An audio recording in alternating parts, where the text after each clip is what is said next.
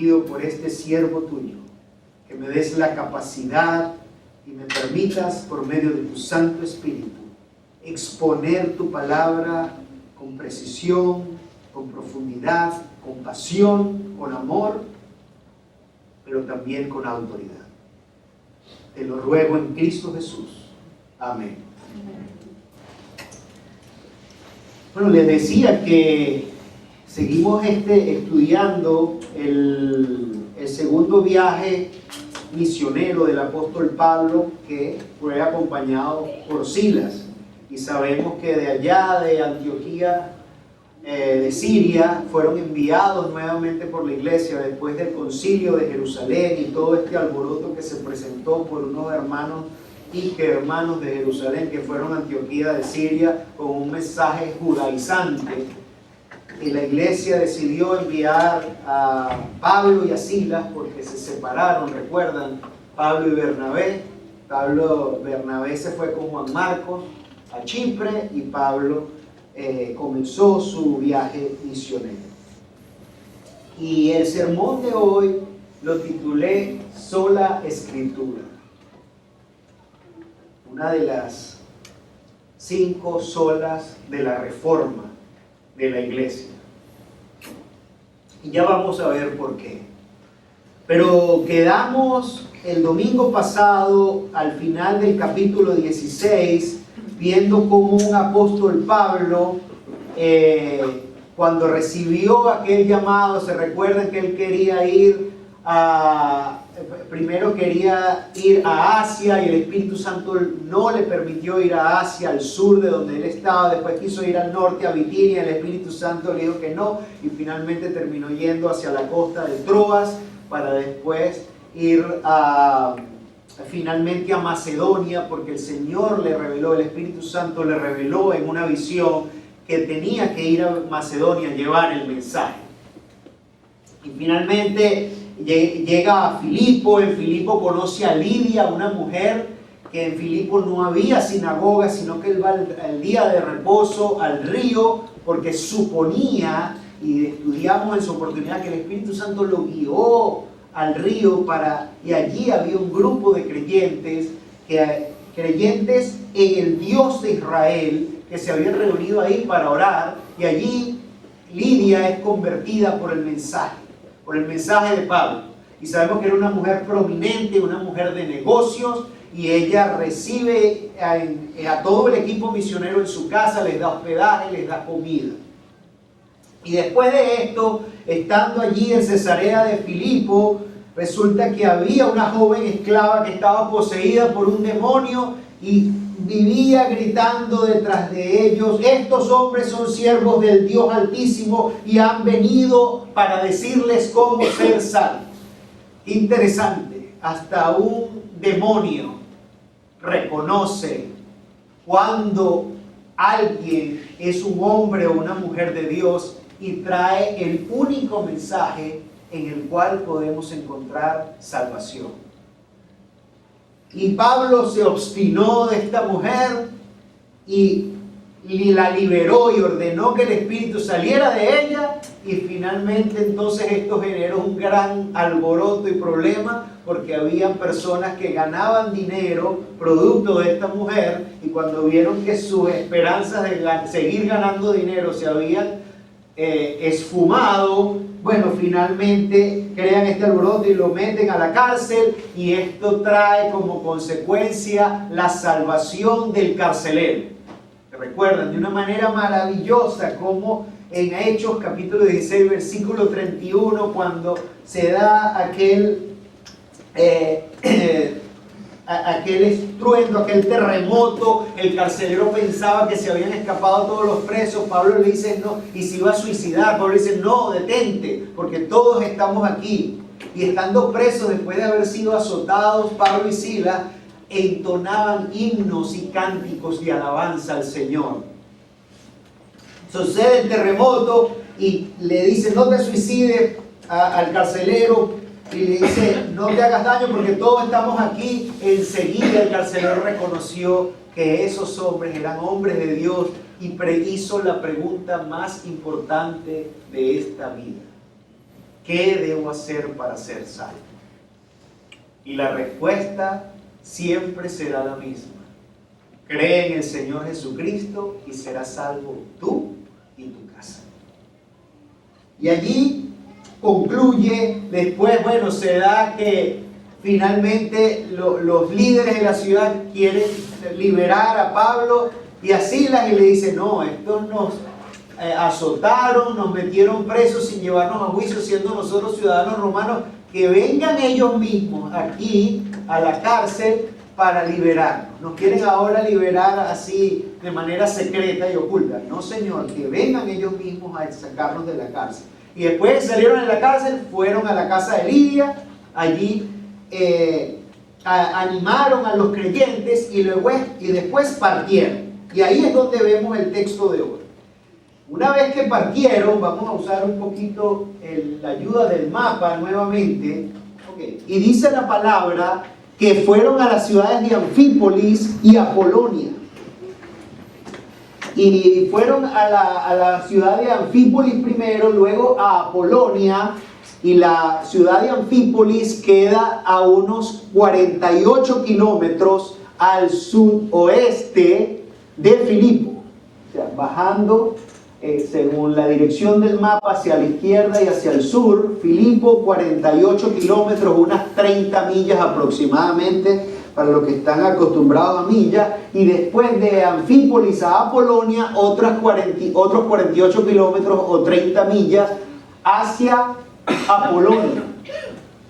Y de allí de Apolonia salieron hasta Tesalónica, más hacia el oeste.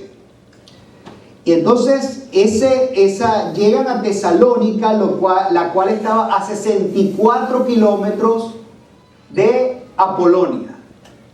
64 kilómetros, 40 millas aproximadamente. Finalmente llegan a Tesalónica. O sea que no se paran ni en Anfípolis ni en Apolonia, sino que viajaron directo hasta Tesalónica por la vía Ignacia. Era una de las grandes vías romanas, grandes, digamos, vías de comunicación. Y Tesalónica era una ciudad, primero era la capital de Macedonia en ese entonces. Tenía una población, se estima, aproximadamente 200.000 habitantes. Y era una ciudad portuaria, fíjense que queda allí cerca del mar, una ciudad portuaria muy importante y era un centro de comercio muy, muy importante. Y también podemos ver aquí, como dice la Escritura, que Pablo fue a la sinagoga.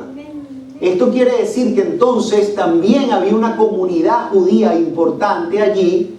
De hecho, en Cesarea de Filipo era una colonia romana y allí no había sinagoga. Por eso Pablo fue al río a predicar. Pero aquí sí había una sinagoga y es allí entonces lo que nos dice que había una comunidad judía importante.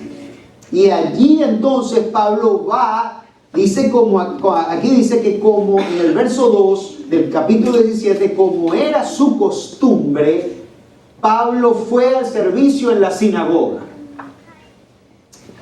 Y es que Pablo tenía la costumbre, siguiendo el ejemplo de nuestro Señor Jesucristo, que el mensaje de salvación lo llevaba primero a los judíos y después a los gentiles. Aun cuando Pablo camino a Damasco, el Señor se le aparece y lo nombra apóstol y lo envía a los gentiles. Su principal ministerio era llevar el mensaje del evangelio al mundo gentil. Aún así, Pablo siempre donde iba en el mundo gentil, primero llevaba el mensaje a los judíos, el pueblo escogido de Dios.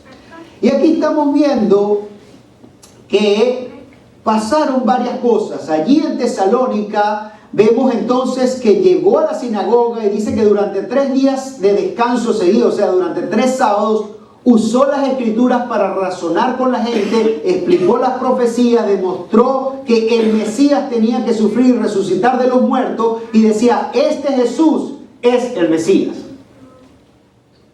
¿Y qué pasó como resultado allí en Tesalónica? El resultado fue Unos, dice, en este caso dice, algunos judíos que escuchaban fueron persuadidos. Usan la palabra, la Nueva Traducción Viviente usa la palabra persuadido. Y se unieron a Pablo y a Silas junto con muchos hombres griegos temerosos de Dios. Y dice que y un gran número de mujeres prominentes. O sea que allí en Tesalónica llegó ese mensaje y algunos judíos creyeron y muchos gentiles temerosos de Dios creyeron.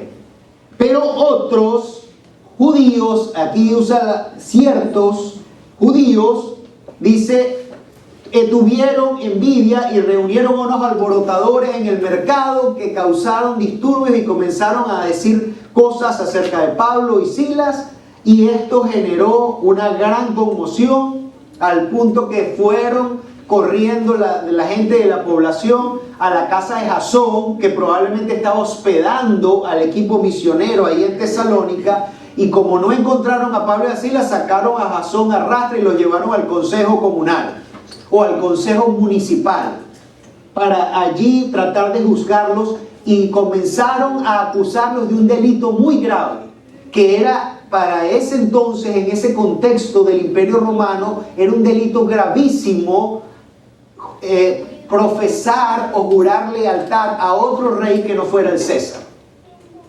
Y de esto es que lo acusan. Pero como todos los alborotadores de oficio, al final se transan por un precio. Y cuando Jasón logró pagar una fianza, lo dejaron ir. Luego Pablo y Silas, el equipo se va a Berea, que es ese punto que vemos allá, y en Berea se repite la historia. En Berea vemos que llega a la sinagoga, predica la palabra de Dios, pero dice que los de Berea tenían una mentalidad más abierta y escucharon con entusiasmo. ¿Y cuál es el resultado de escuchar el mensaje? Que muchos de los judíos, en el caso de Berea, muchos, no algunos, sino muchos de los judíos creyeron, y también de los gentiles, hombres y mujeres.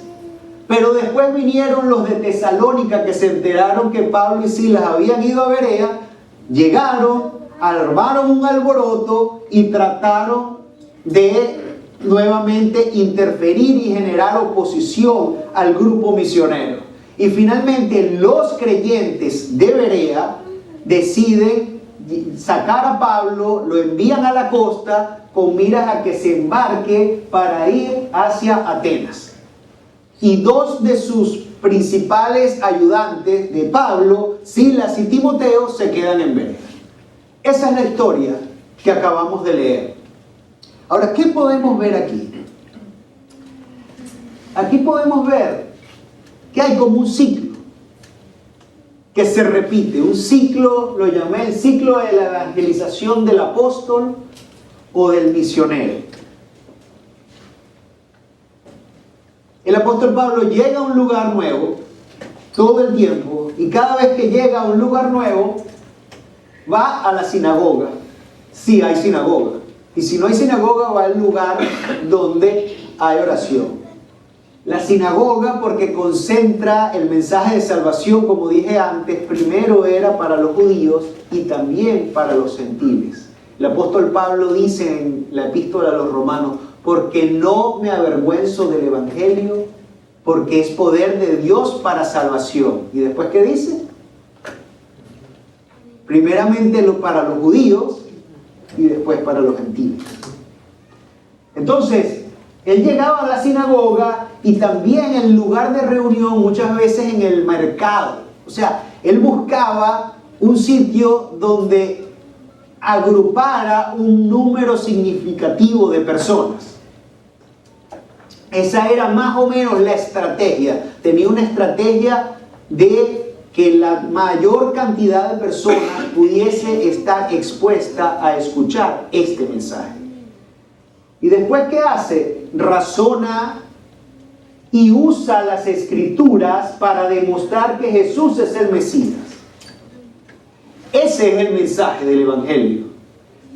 En resumido, es que Jesús de Nazaret es el Mesías.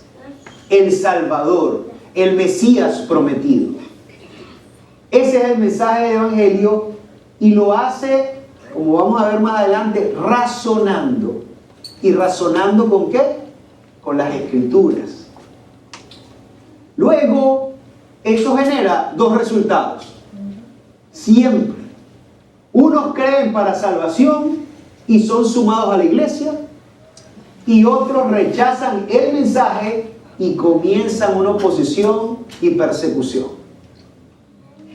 Esta historia se repite y se repite. Entonces, la pregunta que nos podríamos hacer es, ¿por qué el apóstol no cambia su estrategia? ¿Es que acaso no ha aprendido ya que a donde va y aplica el mismo ciclo, la misma estrategia, siempre termina preso o golpeado y siempre se va a generar oposición? ¿Qué pasa? Que Pablo como que no aprende de sus errores.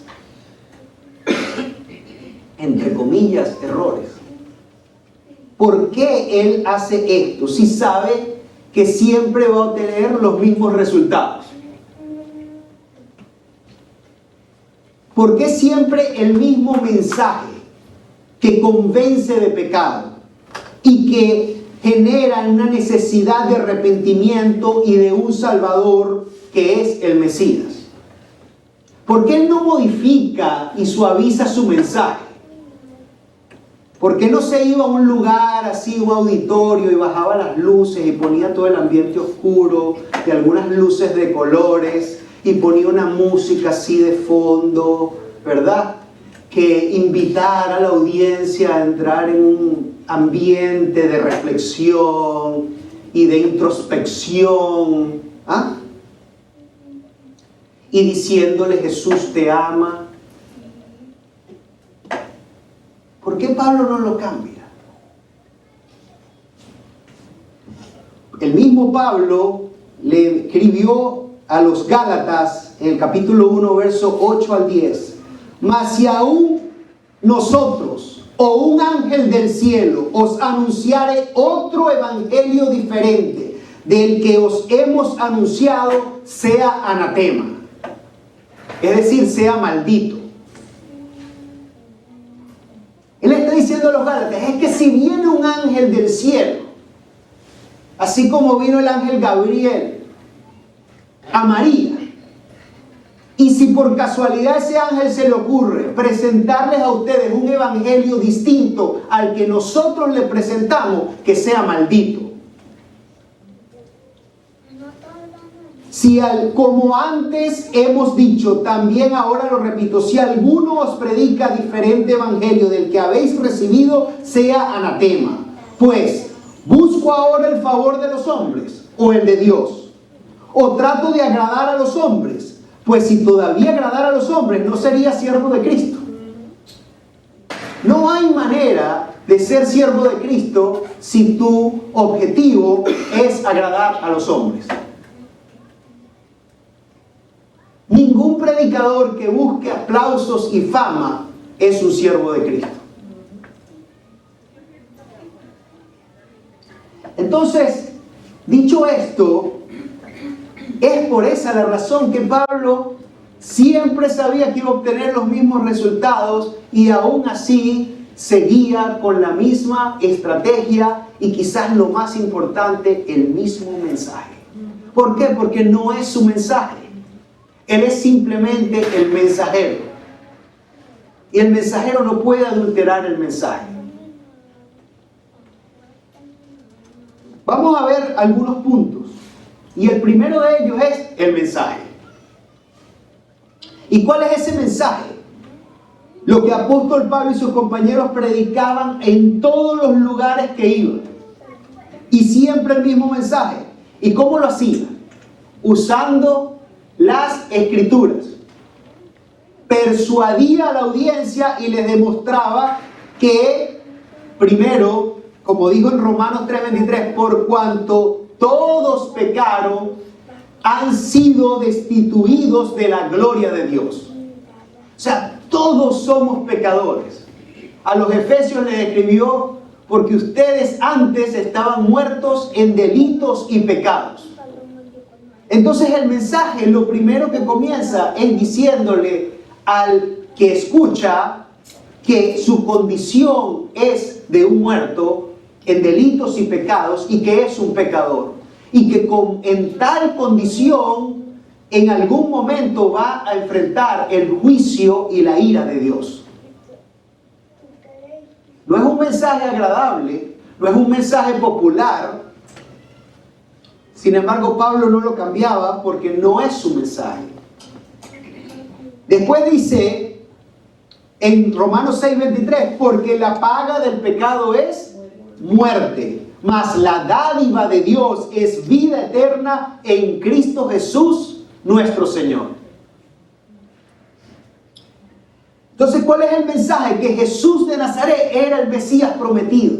Desde que el Señor reveló su palabra por medio de Moisés, los libros de la ley y también a todos los profetas, lo que anunciaban, cuando ustedes agarran este libro, el único mensaje desde principio a fin es hablando del plan de redención de Dios que es ejecutado por medio de su unigénito Hijo, que Él es el Mesías. Ese es el mensaje de salvación.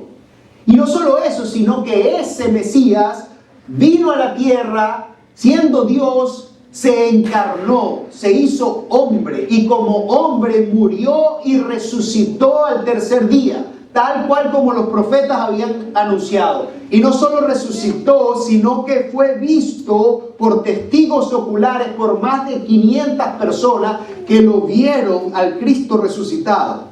Y en el momento que Lucas escribe el libro de los Hechos, la gran mayoría de esos 500 que vieron al Cristo resucitado estaban vivos. O sea que podían ser testigos. Los que leían esta carta podían ir y ver y preguntarle, mira, ¿tú viste al Cristo resucitado? E iban a encontrar personas que le dijeran, sí, nosotros lo vimos con nuestros propios ojos. Que ese Mesías, ese Cristo ascendió a los cielos, y lo vimos en el capítulo 1 de Hechos, y está sentado a la diestra del Padre, gobernando. Ya no es un bebecito así chiquitico en un pesebre que Herodes lo quiere matar, indefenso, y que hay que llevarlo huyendo hacia Egipto. Él es un rey. Él es el Rey de reyes y Señor de señores. Y está sentado en su trono gobernando. Los reyes gobiernan. No piden favores. Dice, el que vendrá por segunda vez y última vez con gran poder y gloria a juzgar a vivos y muertos. Él va a venir. Han pasado 2000 años. Cuando uno lee las Escrituras, estos siervos de Dios tenían una sensación cuando uno lee que ya pronto iba a venir. Ellos no tenían idea que iban a pasar más de 2000 años. Y no sabemos cuándo va a venir. Los discípulos le preguntaron a nuestro Señor Jesucristo y Él les dijo, ni yo lo sé, solo el Padre lo sabe. Pero debemos, si algo me traje de ese retiro, entre muchas cosas, es que debemos vivir con una expectativa de que Él puede venir en cualquier momento. Los creyentes de hoy en día, en este siglo, tenemos como en el fondo de nuestra mente una percepción, bueno, quizás van a pasar 2000 años más. No es consciente, pero está allí como que, bueno, todos asumimos que vamos a crecer, vamos a casarnos, vamos a tener hijos, vamos a envejecer y nos vamos a ir a la tumba, y yo quisiera que el día que vaya a la tumba, asume eso. Y no sabemos si el Señor puede venir esta misma noche. Tenemos que vivir con esa expectativa de que el Señor puede venir. La pregunta, ¿estás tú listo si Él viene esta noche? Y ese Jesús es el único entonces Salvador prometido en el Antiguo Testamento, el único que puede perdonar pecados e imputar su perfecta justicia en el pecador arrepentido. Y por eso Pablo concluía sus sermones con la misma respuesta que le dio el carcelero de Cesarea de Filipo: cree en el Señor Jesucristo y serás salvo tú y tu casa. El mismo Señor Jesús predicó ese mensaje acerca de él mismo. En Lucas 4, 16, 21 dijo, estando en Nazaret, su ciudad donde creció, no donde nació, sino donde creció, dice: fue como de costumbre a la sinagoga. Fíjense, igual que Pablo, el Señor Jesús fue como de costumbre a la sinagoga el día de reposo y se puso de pie para leer las Escrituras, y le dieron el rollo del profeta Isaías 61. Jesús le desenrolló y encontró el lugar donde estaba escrito lo siguiente: el Espíritu del Señor está sobre mí, porque me ha ungido para llevar la buena noticia a los pobres. Me ha enviado a proclamar que los cautivos serán liberados, que los ciegos verán, que los oprimidos serán puestos en libertad, y que ha llegado el tiempo del favor del Señor.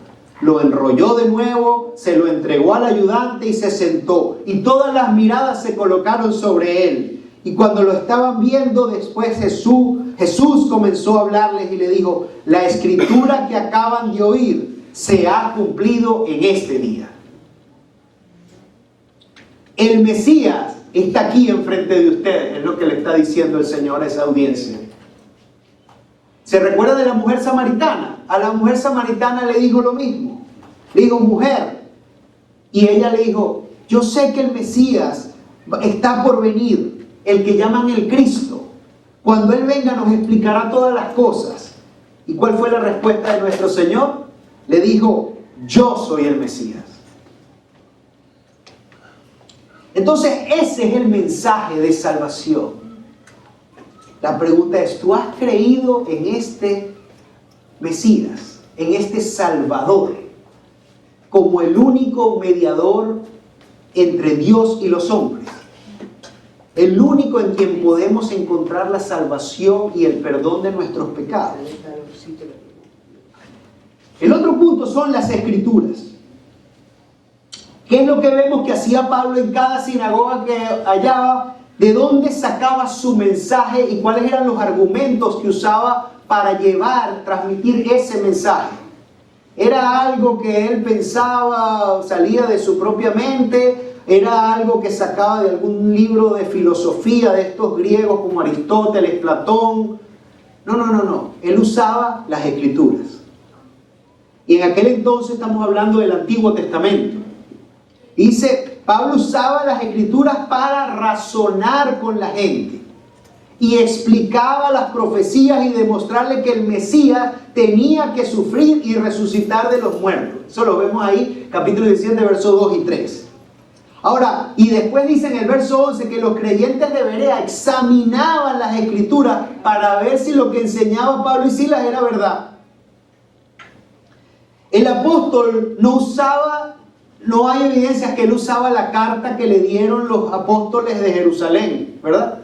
Del primer concilio de Jerusalén para llevar el mensaje.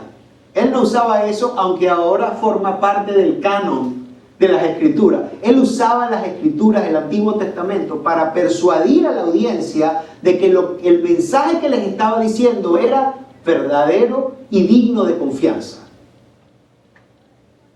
Ahora, la respuesta y el resultado de ese mensaje siempre es el mismo. O rechazo, hay un rechazo, y ese rechazo vamos a ver que puede ser pasivo o activo. Vimos en estos que algunos judíos, por envidia, y lo hemos visto, Pablo lo ha experimentado varias veces, que iba a la sinagoga y cuando veían que la multitud creía en el mensaje y empezaban a seguir a Pablo, entonces generaba una envidia. ¿O se recuerdan de Esteban, cuando empezó a discutir con aquellos estudiantes de PhD de Alejandría y no podían con sus argumentos, les dio envidia, empezaron a crear falsos testimonios, buscar alguna razón para con qué enjuiciarlos, condenarlos y ejecutarlos? Siempre es lo mismo. Entonces ese rechazo puede ser pasivo o activo. Es interesante que en el verso 4 y 12 usa los adverbios de cantidad algunos y muchos, en vez de usar el adverbio de cantidad todos. Dice, lo que implica que algunos creyeron, muchos creyeron, pero nunca dice todos creyeron. Eso nunca pasa. Cuando el mensaje del Evangelio es predicado, siempre hay personas, y generalmente la mayoría, que no creen, que lo rechazan, ya sea pasiva o activamente. Entonces, si algunos y muchos creyeron, quiere decir que hay algunos que no creyeron. Y estos son los que rechazan el mensaje de manera pasiva. ¿Se recuerdan de la parábola del sembrador? Los 3 primeros terrenos recibían la palabra, los primeros se les olvidaba, le entraba por un oído y le salía por el otro, pero los otros 2 terrenos eran que las atracciones de este mundo o los conflictos que vienen por causa de la fe, simplemente dicen, no, yo quiero esta fe para cuando me genera beneficio. Cuando me trae problemas o dificultades, entonces no la quiero. Hay otros, como se evidencia en los versículos 5 y 13, y como vimos en Cesarea de Filipo, que se oponen violentamente. O sea, ya no es simplemente, bueno, está bien, escuchó, parece interesante. O como vamos a ver el domingo que viene, si Dios quiere, el sermón de Pablo en Atenas. Que algunos le dijeron, oye, suena interesante, ven el próximo sábado para escuchar más de estas ideas modernas. Hay otros que se oponen violentamente al mensaje y tratan a toda costa de callar al predicador y perseguir a la iglesia que se convierten inmediatamente en multiplicadores del mismo mensaje. Y ahí vemos los fariseos, el sumo sacerdote, los que debatían con Esteban, etc. Ahora, ese rechazo, ahora vamos a ver los que sí creían. Los otros que creen, el otro resultado de escuchar este mensaje o exponerse a este mensaje es ser persuadido o creer, que es una palabra que se ve mucho en el Antiguo Testamento en el castellano. Que también se usa la palabra recibir o dar bienvenida al mensaje. Y eso dice persuasión o creer, viene de la palabra en griego pisteo, que viene del origen pistis. Interesante que los que creen son persuadidos y reciben el mensaje con alegría. Los que no creen, usted lo escucha, están escuchando el mensaje y se están durmiendo. Se aburren. No les parece interesante. Esos son los que quieren escuchar música muy estruendosa y muy movido y aplaudir y brincar y todo esto. El que cree está ávido y recibe el mensaje con alegría. Dice la palabra pisteo, esa en griego, viene del verbo pistis, como dije anteriormente, dice tener fe en algo o en alguien. Es estar absolutamente convencido de una verdad. Y esa verdad genera una acción. Es mucho más allá de aceptar intelectualmente algo como una información cierta. Esta palabra que se usa en el verso 4 y 12 para referirse a aquellos que aceptaron el mensaje, escucharon el mensaje y lo recibieron. Y la otra palabra que se usa es recepción o bienvenida, es dekomai. Y esa palabra dekomai significa recibir. Tú recibes un mensaje. Y la evidencia de ello la vemos en la carta del apóstol Pablo. Le envía a estos tesalonicenses una carta que les envió desde Roma, estando preso, a esa iglesia que quedó establecida en Tesalonicenses antes de partir a Berea.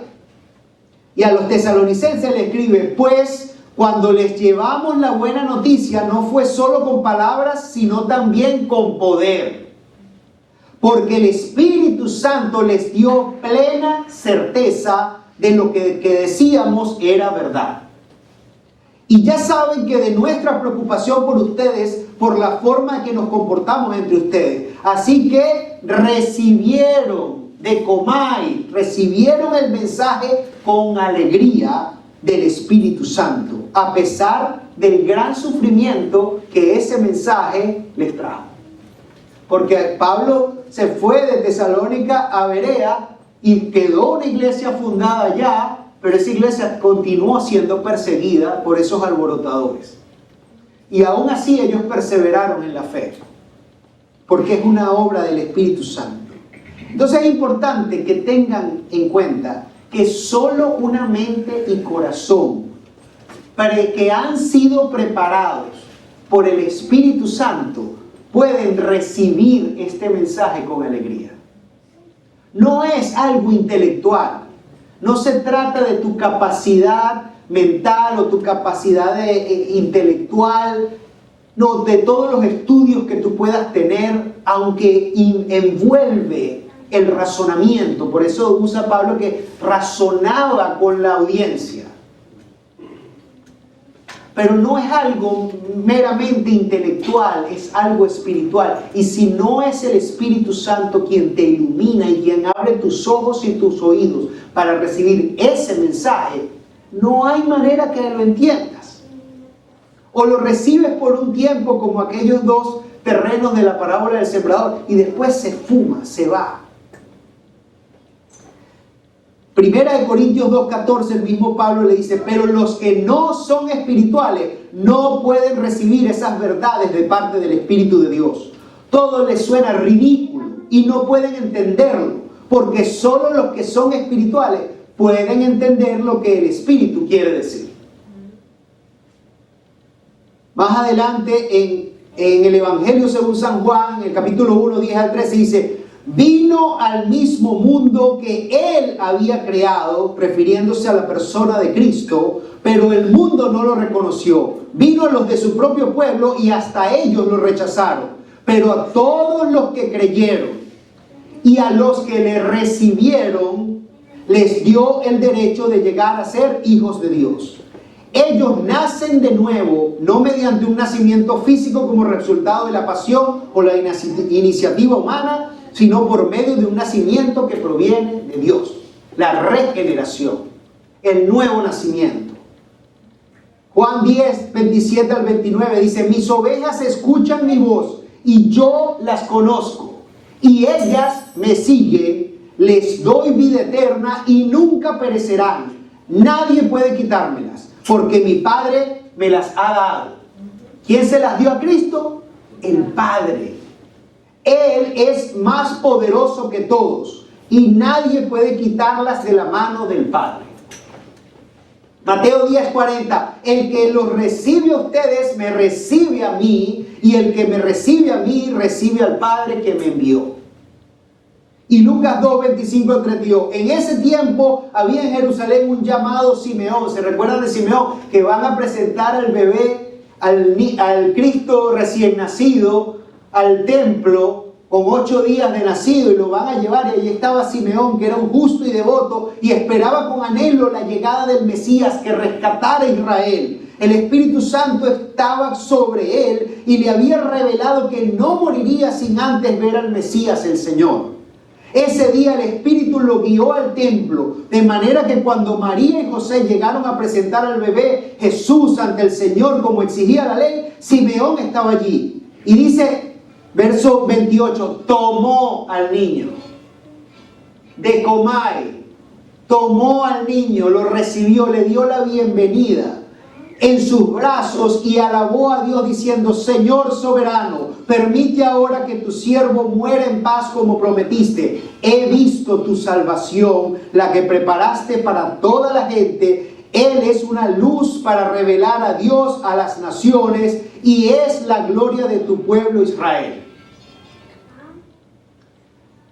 ¿Has escuchado? La pregunta entonces es, ¿has escuchado el mensaje del Evangelio? ¿Cuál es tu respuesta a ese mensaje? ¿La has rechazado o lo has recibido, adoptado? ¿Te aburre o te causa risa? Si no, ¿estás absolutamente convencido de que Jesús es el Mesías prometido, el Rey y Señor de toda la creación? Y si es así, Él gobierna tu vida. en todos sus aspectos. Vamos a ver aquí, dice, ¿cómo eran los creyentes de Berea?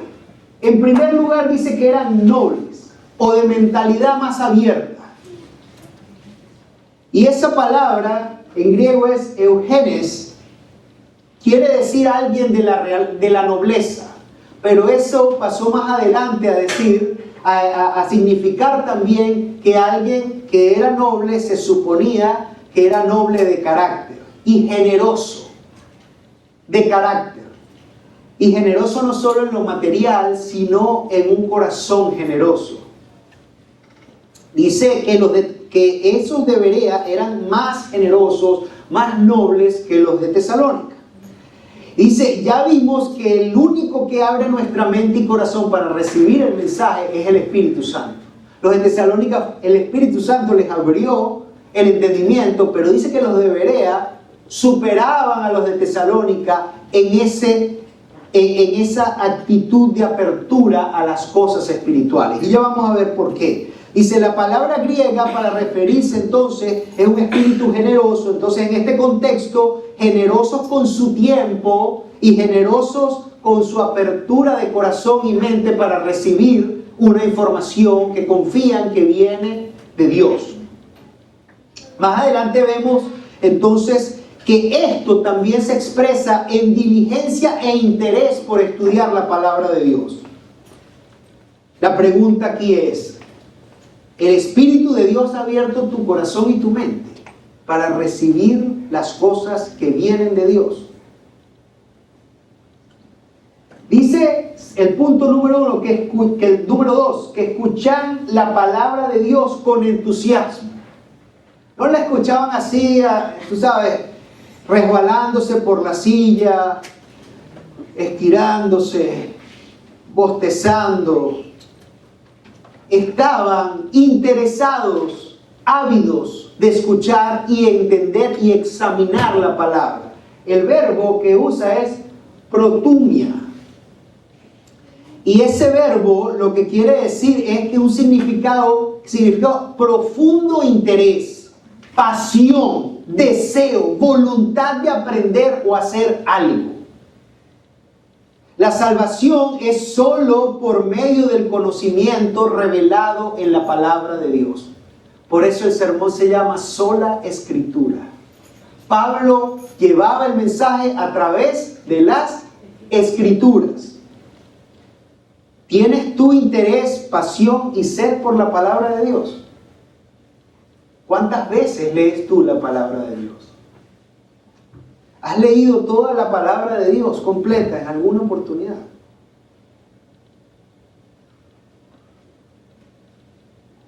¿Qué has leído de la palabra de Dios? Luego dice que no solo la decían con entusiasmo y profundo interés, sino que examinaban las escrituras diariamente. Y el verbo examinar que se usa es anacrinó. Y ese verbo, anacrinó, es un término forense. Así como cuando hacen una autopsia de un cuerpo para saber qué fue lo que causó la muerte. Es un estudio meticuloso y minucioso. No es una lecturita ahí rápida y ya, vámonos para el trabajo. Dice, implica un proceso de estudio, investigación y evaluación minuciosa de algo o algún tema con el objetivo de llegar a una conclusión.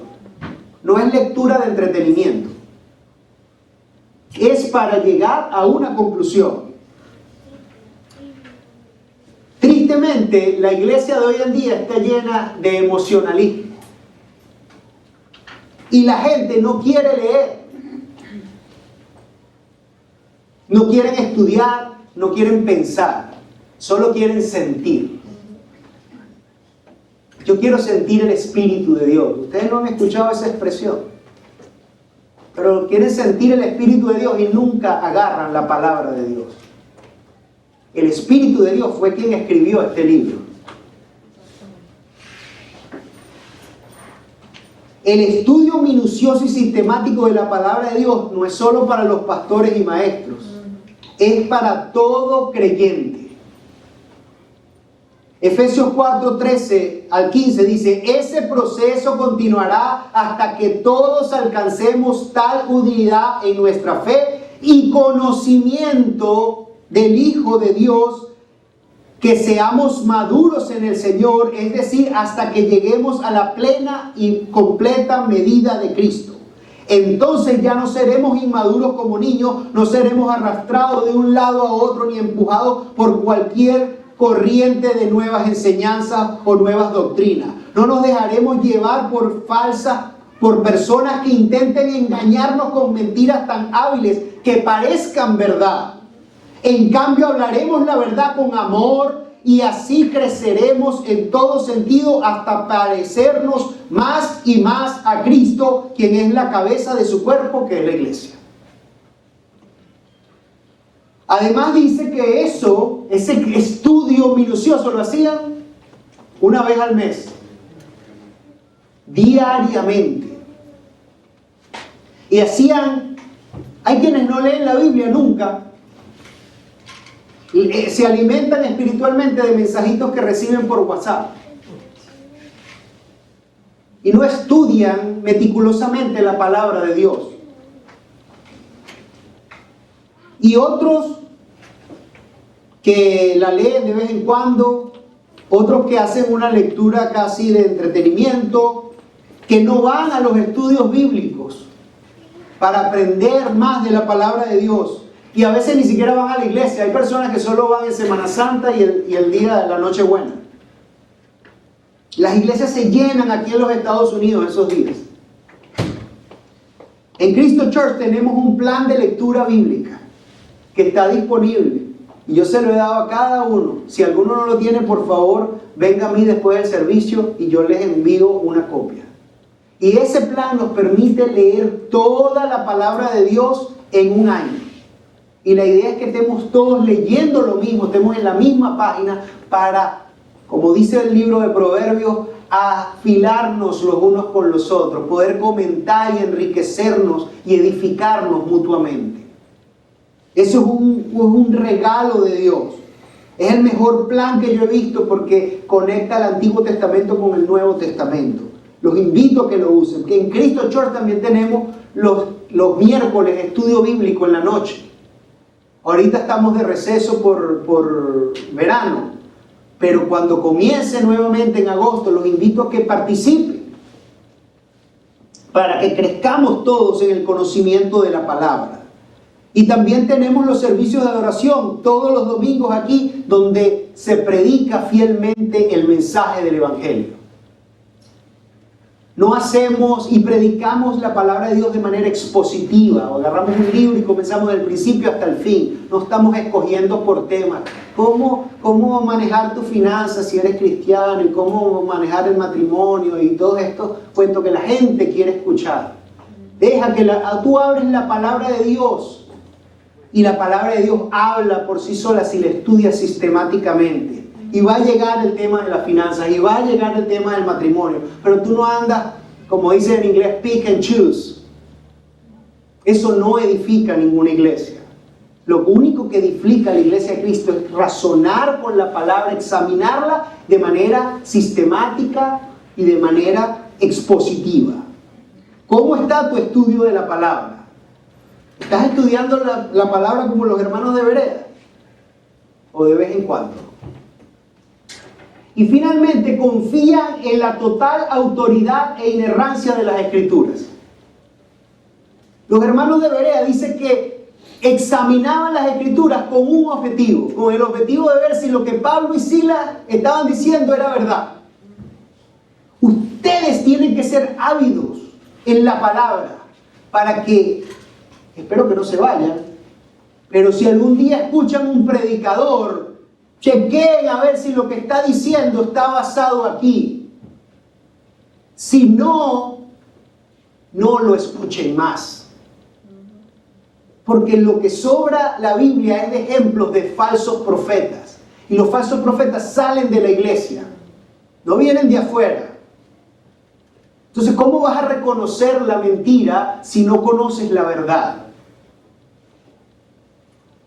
La única palabra que tiene autoridad y que es inerrante, o sea, que no se equivoca, es la palabra de Dios.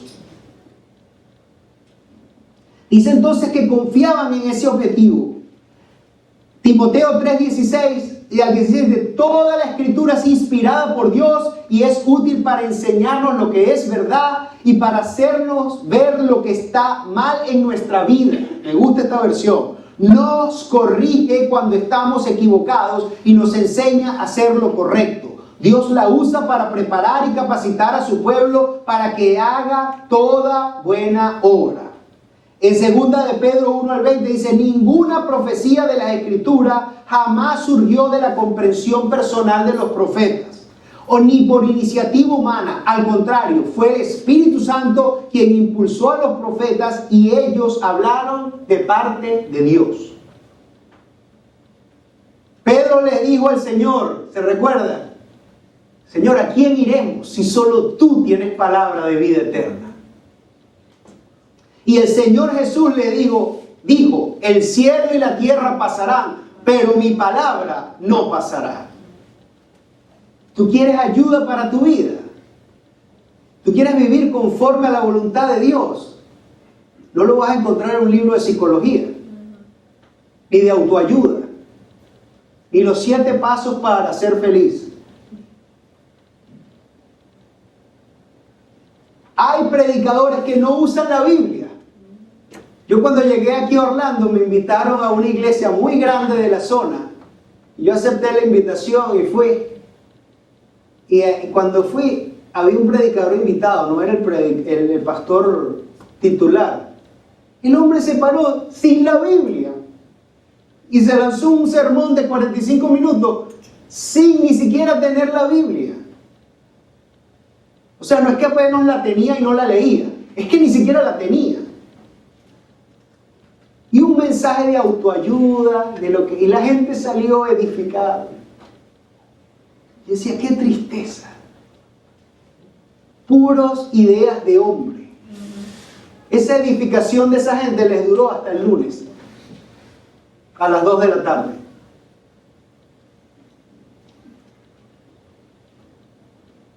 El Catecismo Menor de Westminster responde a la pregunta, ¿qué regla ha dado Dios para enseñarnos cómo hemos de glorificarle y gozar de Él?